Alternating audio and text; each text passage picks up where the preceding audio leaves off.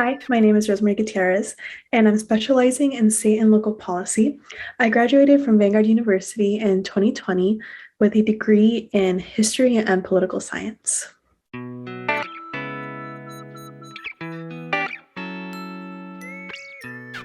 The Crete Academy's mission statement really aligned with my outlook and goals in education.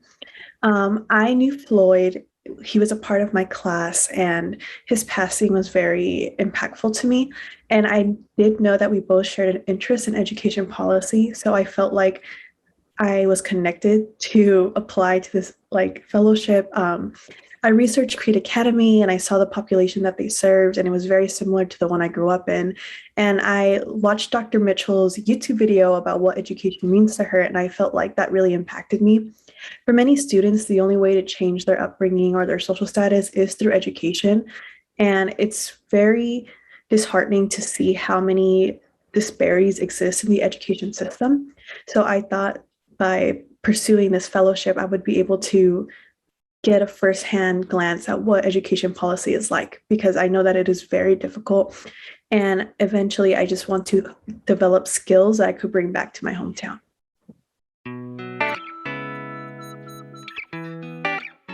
So at Crete Academy, my position was Wellness and Policy Director, and I was able to look at grants and renewals for the school. I learned how difficult it is to run a charter school. The process of grants is very long and very, very difficult, but there's also a lot of money out there to help underserved children. And especially if you have like homeless children or children from like immigrant families, there's a lot of opportunities to help with the state. So with Dr. Mitchell, I was able to look at potential grants and also manage interns from UCLA. So I was overseeing their wellness department as well as their grant department.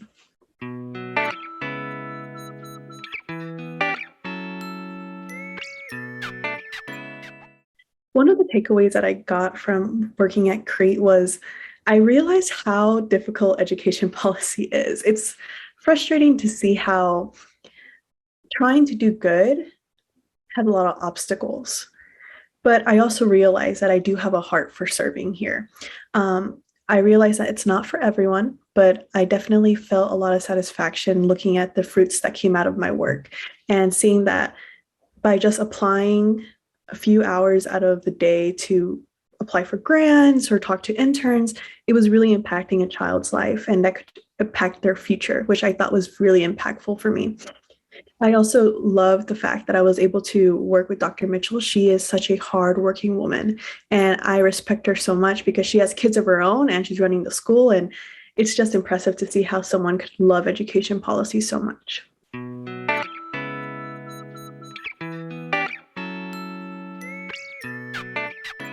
Crete Academy gave me the opportunity to gain firsthand experience of what making a difference in the education system is like. Dr. Mitchell is one of the most hardworking women I have ever met. She is driven by passion and service, which allows her to change the lives of hundreds of underprivileged children. The charter school population is mostly homeless, which unfortunately resembles the one I grew up in, but it just motivates me to want to help these populations even more. My role at Crete taught me how to maneuver through difficult processes and what being engaged in the community would look like. Behind the scenes, there are so many moving parts, from applying to grants to working with school data to make sure that COVID policies are being followed. The fellowship has given me an opportunity to really see what making a difference is like.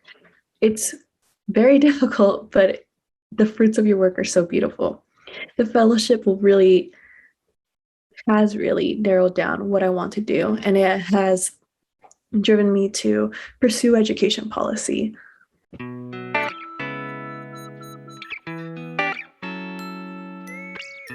Who want to pursue education policy, the only thing I want to say is don't be discouraged.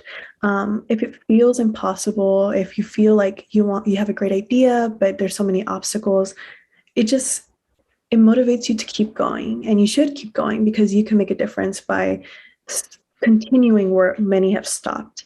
So I say, just keep doing. Like, if you're really passionate about education, you will change the lives of hundreds of children, and they'll be so grateful.